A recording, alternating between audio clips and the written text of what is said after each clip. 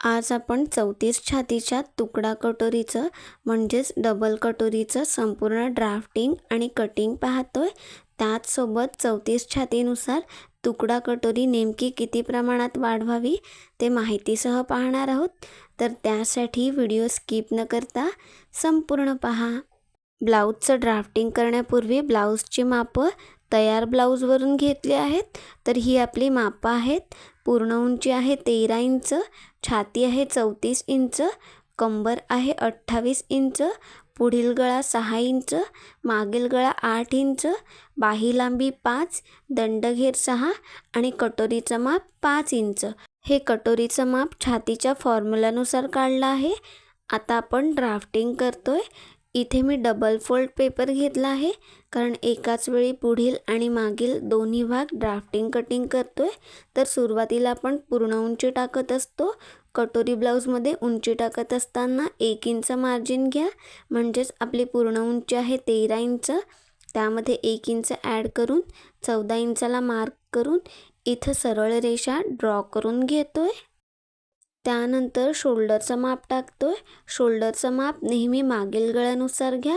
मागील गळा 8 इंच आहे, म्हणजेच डीप नेक नाही आहे, त्यानुसार शोल्डर घेतोय 5.5 इंच। इथे जर तुमचा डीप नेक ब्लाऊज असेल तर शोल्डरचा माप बदलून घ्या। तिथूनच खालच्या साईडला मुंढा खोलीसाठी 6 इंचाला मार्क करतोय।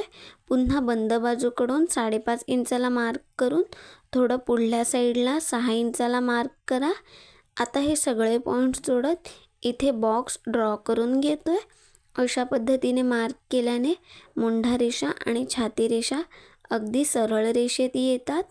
आता छाती रेषेवर छातीचा चौथा भाग आणि त्यामध्ये 1.5 इंच शिलाई मार्जिन।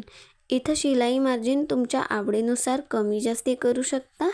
त्याचसोबत कमरेच्या रेषेवर कमरेचा चौथा भाग, 1 इंच बॅक साईडचा टक्स आणि 1.5 इंच शिलाई मार्जिन। आता मार्जिन रेषा आणि फिटिंग रेषा जोडून घेऊयात, म्हणजेच पुढील मापं टाकायला सोपं जातं। त्यानंतर मुंढ्याचं माप टाकतोय। मध्यातून मागील मुंड्यासाठी 1.5 इंचाला मार्क केलं, तिथूनच अर्धा इंच आतल्या साईडला पुढील मुंड्यासाठी। त्यानंतर मुंढा लाईनचा मध्य काढून घ्यायचा आहे। आता फिटिंग लाईनच्या इथं 1.5 इंच खालच्या साईडला येत मध्यापर्यंत मागील मुंड्याचा शेप ड्रॉ करून घ्या। तिथूनच पुढील मुंड्याचा शेप आहे असा ड्रॉ करून घेतोय, पहा। त्यानंतर मापानुसार गळा रुंदी घेतोय 2.25 इंच।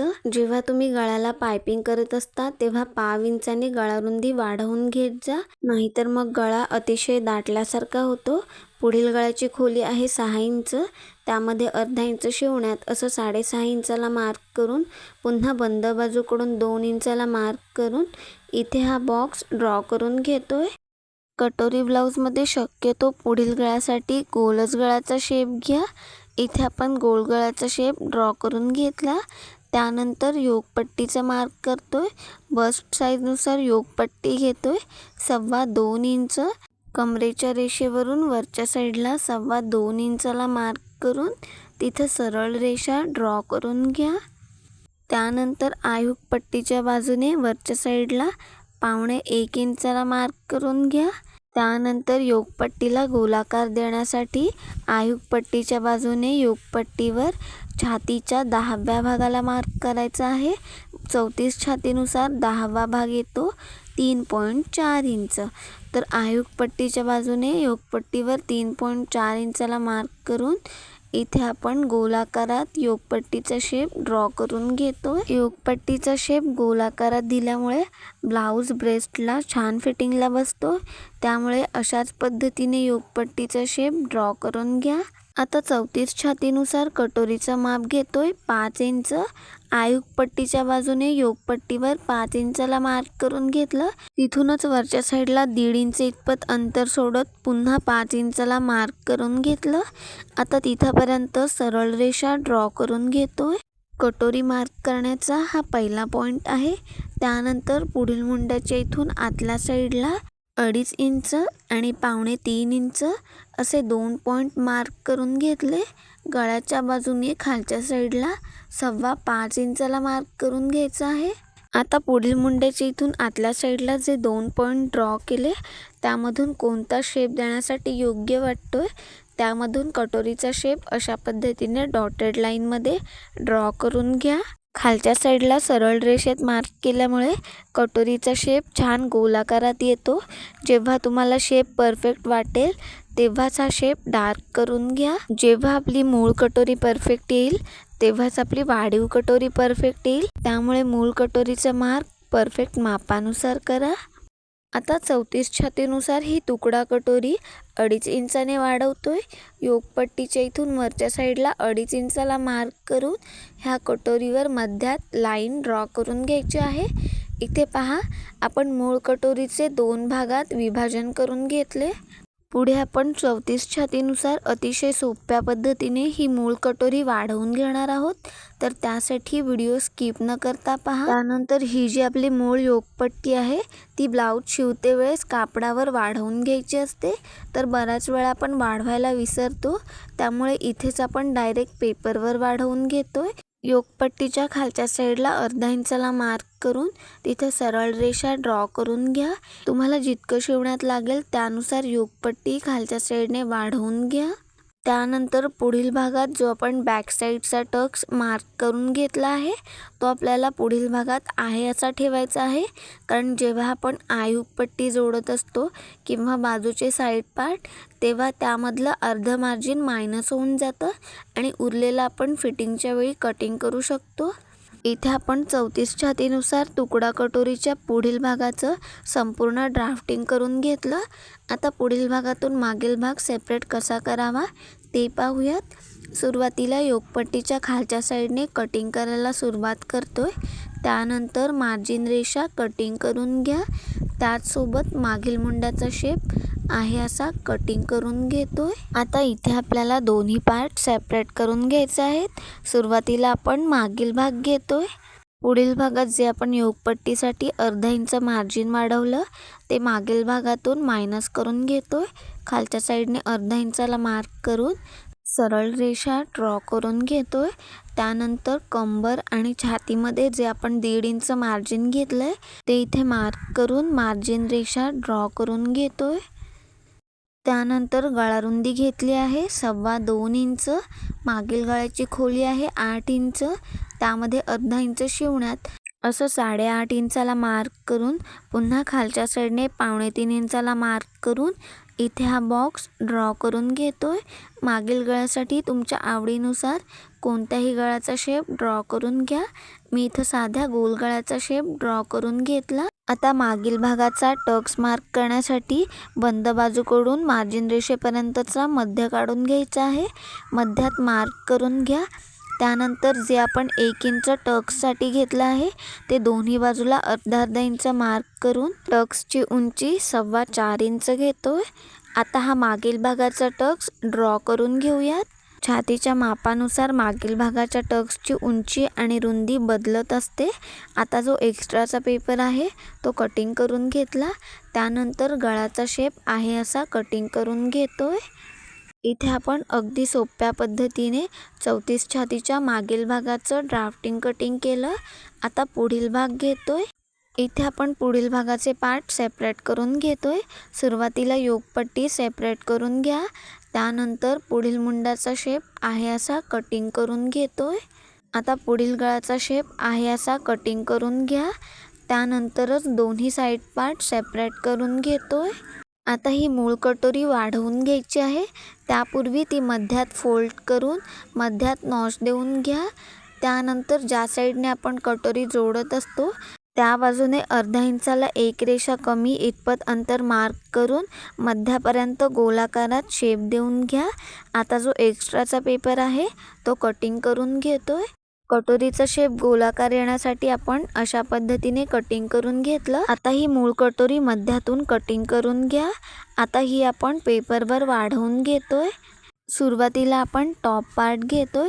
पेपरच्या मध्यात अशा पद्धतीने ठेवून ड्रॉ करून घ्यायचा आहे. ज्या बाजूनी मूळ कटोरी गोलाकारात आहे तो भाग आपण पेपरवर ड्रॉ करून घेतोय. त्यानंतर जी बाजू आपली सरळ आहे तिथे आपण अशा पद्धतीने पॉइंट्स देऊन पट्टीच्या सहाय्याने हे मार्क जोडून घेतोय.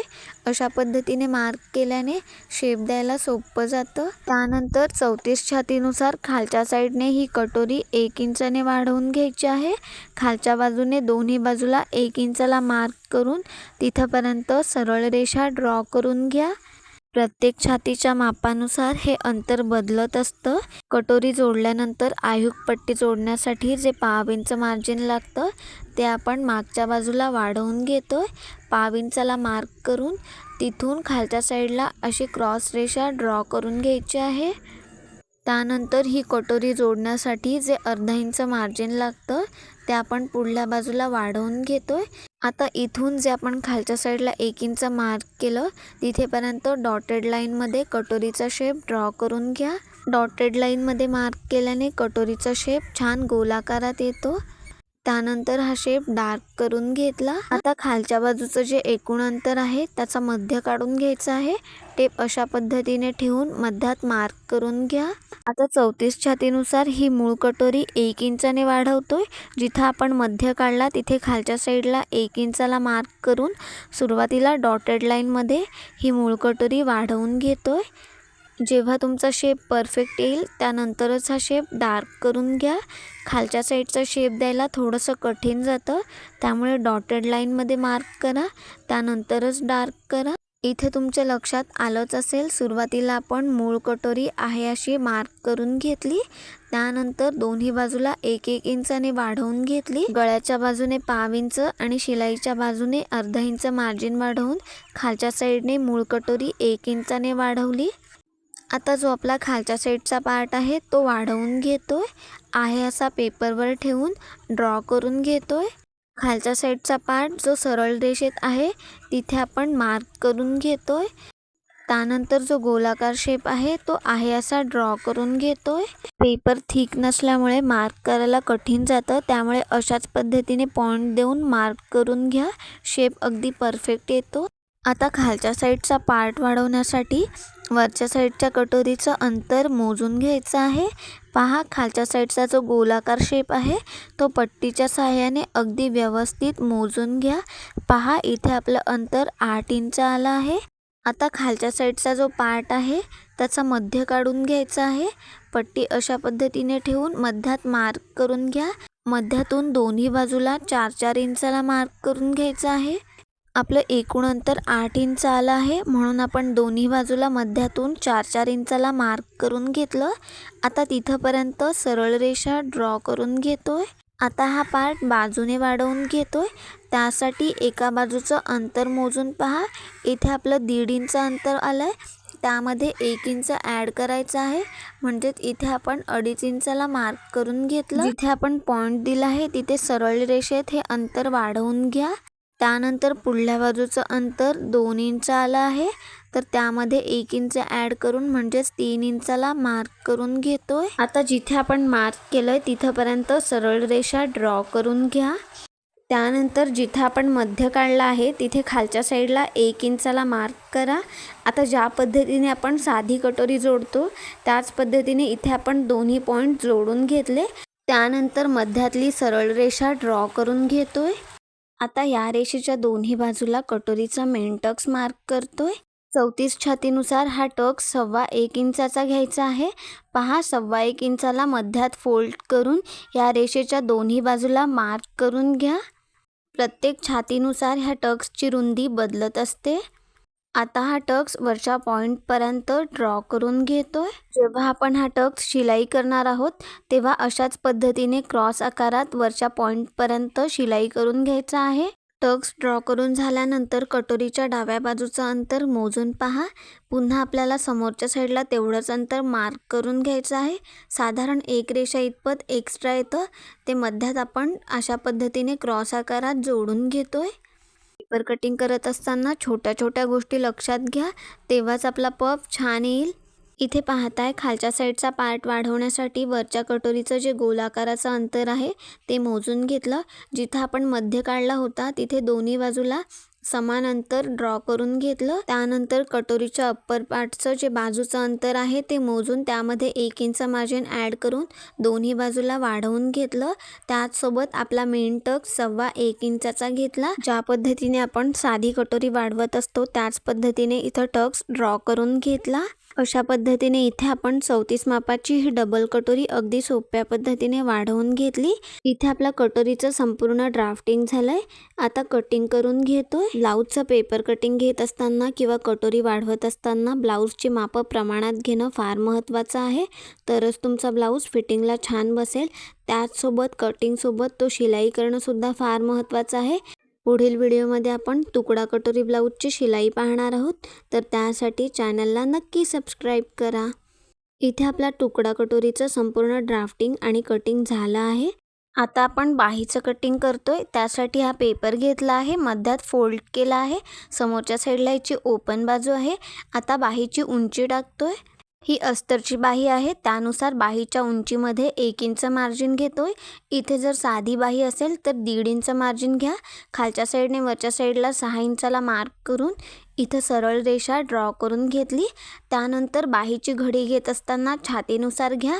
आपली छाती आहे 34 इंच, त्याचा चौथा भाग येतो 8.5 इंच, पण इथे आपण 1.5 इंच शिलाई मार्जिन घेतला आहे म्हणून त्यामधून अर्धा इंच मायनस करून घेतोय. तर इथे आपण छातीची घडी 8 इंच घेतोय. बाहीची घडी छातीनुसार घेतल्यामुळे बाही शिवण्यात कमी येत नाही, ती दोन्ही बाजूला अगदी समान पुरते. त्यानंतर ओपन बाजूकडे बाहीची कॅफ हाईट टाकत असतो.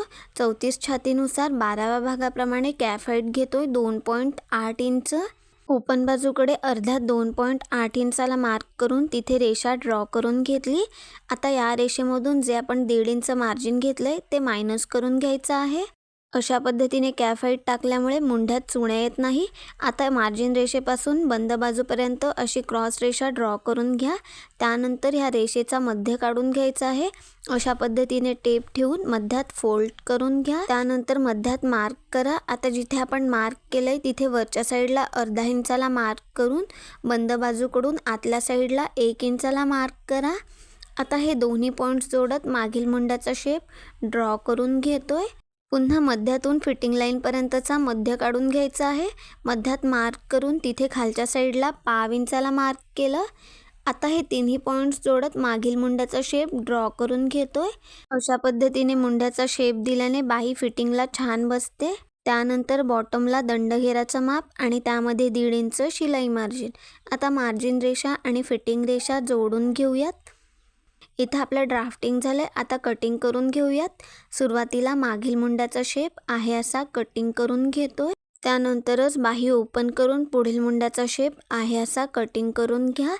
इथे आपल्या 34 छातीच्या मापानुसार बाहीचं संपूर्ण ड्राफ्टिंग कटिंग झालं आहे. इथे आपल्या 34 मापाच्या डबल कटोरी ब्लाऊजचं संपूर्ण ड्राफ्टिंग आणि कटिंग झालं आहे. व्हिडिओ संपूर्ण पाहिल्याबद्दल मनापासून धन्यवाद.